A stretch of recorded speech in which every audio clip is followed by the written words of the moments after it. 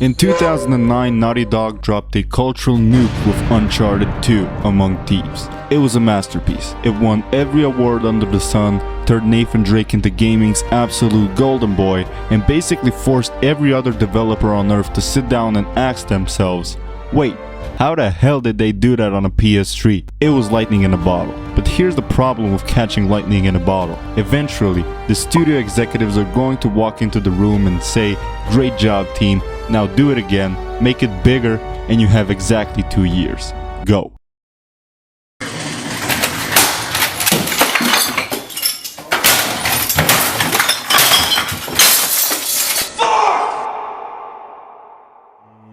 Released in late 2011, it is easily one of the most fascinating, gorgeous, and aggressively chaotic blockbusters ever made. It's a game that features some of the most face-melting, jaw-dropping set pieces in the history of the medium, while simultaneously featuring a plot that feels like it's being held together by a single thread of dental floss. It tried to deconstruct who Nathan Drake actually is, but half the time, it felt like the game didn't even know where it was going next. It's the definition of a beautiful mess. To really understand why Uncharted 3 feels like a fever dream, you have to look behind the curtain. Usually, when you make a video game, you write a story, then the designers build levels that fit that story. For Uncharted 3, Naughty Dog completely flipped the script. The team sat down in a conference room and basically started shouting cool scenarios they wanted to see. At least that's how I imagine it. A burning French chateau, sinking cruise ships, blowing up a fucking cargo plane in the middle of the desert while Nathan is falling out of it?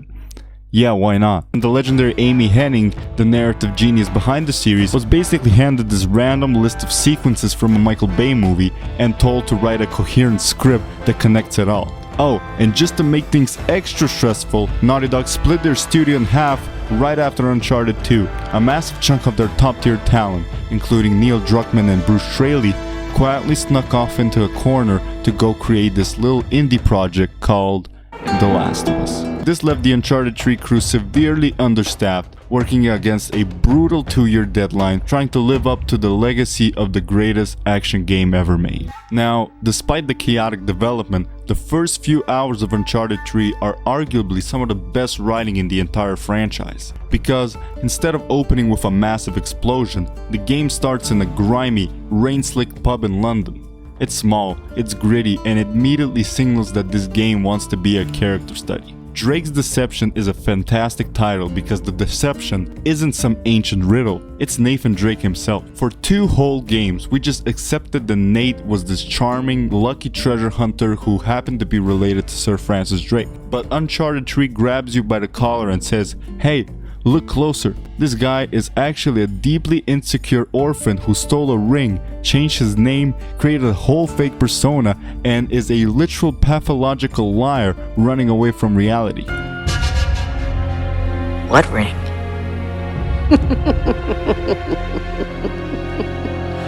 The game introduces Katherine Marlowe and her creepy right-hand man Talbot. They're like operating a shadowy secret society and are not like previous villains who basically want to destroy the whole world. Marlowe behaves more like a psychological therapist from hell than a warlord. That scene in Yemen where she sits Nate down and systematically breaks down his entire fake identity? Yeah, that was f***ing creepy and unnerving. Filthy little runaway, aren't you? Skip the mind games. You don't know me. In fact, I suspect I know you better than anyone, Mr. Drake. Of course, that's not your real name, is it?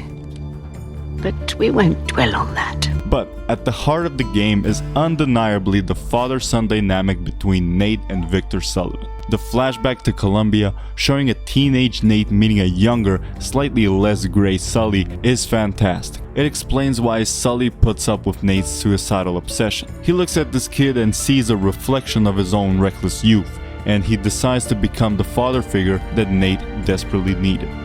What do you say we try this again? My friends call me Sully. Nathan Drake. Nate. Drake, huh? Okay. I see great things in our future, kid. Great things.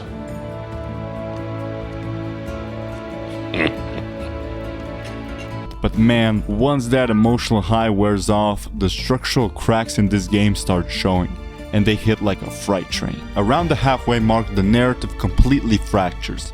First off, they introduce Charlie Cutter, who is an absolute lad, easily one of the best new characters, and they abruptly break his leg and write him out of the script. Why? Because his voice actor Graham McTavish got cast in the Hobbit movies and literally had to fly to New Zealand. Then Chloe just leaves because she realizes Nate is losing his mind. Suddenly, the tight team dynamic is gone, and the game desperately needs to get Nate to that cargo plane sequence we all saw in the trailers. And how do they do that? By sending us on a massive multi-chapter detour involving a pirate named that guy, a graveyard of rusted ships, and a sinking cruise liner. Let's be completely real for a second. The entire cruise ship arc had absolutely zero impact on the actual plot of the game. Just think about it. Nate goes to the ship because he thinks the pirates captured Sully. He fights through literally hundreds of mercenaries, causes a massive shipwreck, almost drowns, barely survives, washes ashore on the beach, then finds out Sully was never on the ship. Marlowe had him the whole time.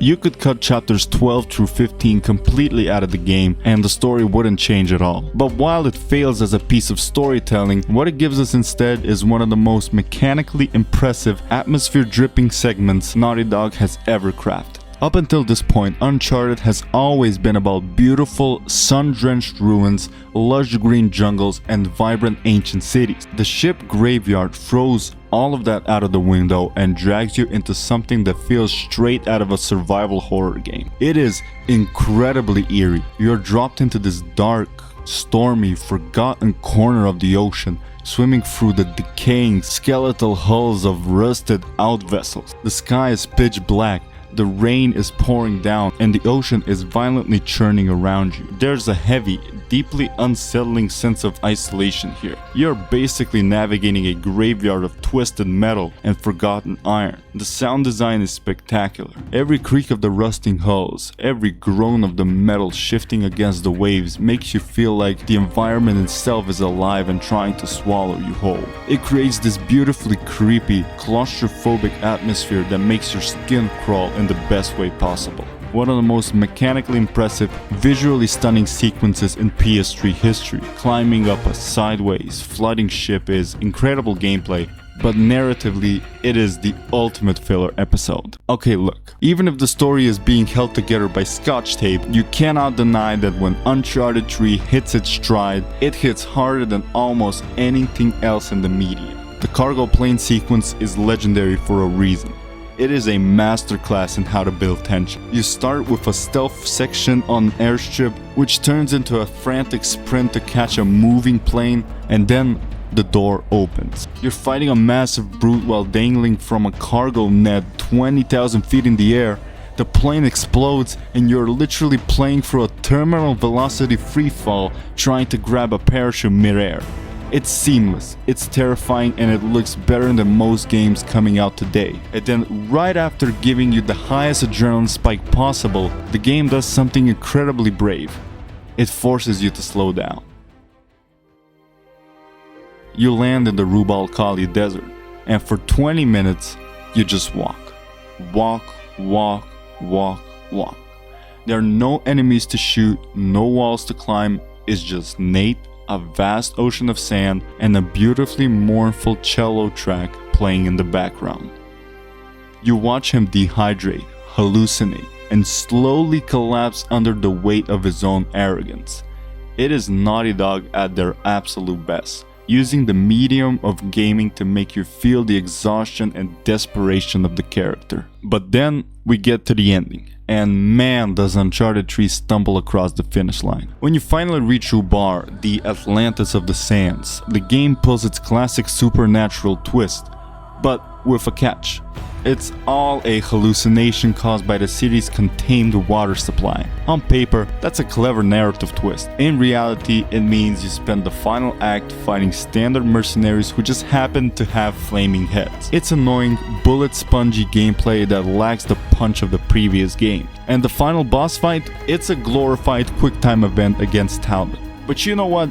Yes, the finale barely flimses past the finish line, but it does so with the absolute best kind of old school pulp action swagger. It is pure Indiana Jones. Think about it. The city starts imploding because, of course, every ancient city Nathan visits must immediately turn into a pile of falling rocks, and you're just sprinting for your absolute life. The music is roaring, things are exploding left and right, and it feels like a classic Saturday morning cartoon in the highest definition possible. Marlowe doesn't die in some gritty, overly edgy fistfight. She gets swallowed up by quicksand like a classic movie serial villain, while Nate, being the hero that he is, still desperately tries to save her. It's dramatic, it's theatrical, and it's incredibly fun. It's not trying to be a deeply philosophical, heartbreaking tragedy. It's trying to be a spectacular, seat-off-your-pants summer blockbuster adventure. It's goofy, it's loud, it's breathless, and it embraces that campy cinematic chaos with open arms. And the real magic happens right after the dust settles. When they get back to the airport in Yemen, we get this quiet, beautiful moment between Nate, Sully, and Elena. For 3 games, Nate's obsession with Sir Francis Drake has been his entire identity. That ring around his neck was his anchor, but it was also his noose. By losing the ring in the ruins of Ubar, he finally lets go of the fake persona. Sully hands him his actual wedding ring back. Nate looks at Elena, puts it on, and they walk toward the seaplane to finally go on and build a real normal life together. So, where does Uncharted 3 actually sit in the grand scheme of things? If you compare it to Drake's Fortune, it's a night and day evolution. The first game gave us the rough blueprint, the charm, the banter, and big action concept. But Uncharted 3 takes that framework and pushes it to the absolute mechanical and technical limit of the generation. If you compare it to Uncharted 2, it lacks the immaculate, perfectly oiled pacing that made it an almost flawless masterpiece. If you compare it to Uncharted 4, it lacks that mature, deeply grounded emotional weight. It is permanently stuck in the middle, overstuffed, heavily flawed, and occasionally making absolutely zero sense. But honestly, that's exactly why it deserves its legendary status. It took massive creative swings. It's got the heart, the swagger, and some of the greatest set pieces to ever be put on a disc. It's a total mess, but it's a beautiful mess. It's sloppy, it's beautiful, it's frustrating, and it's brilliant. It's not perfect, but dude, it's Uncharted 3. And even with all its cracks, I wouldn't trade it for the world.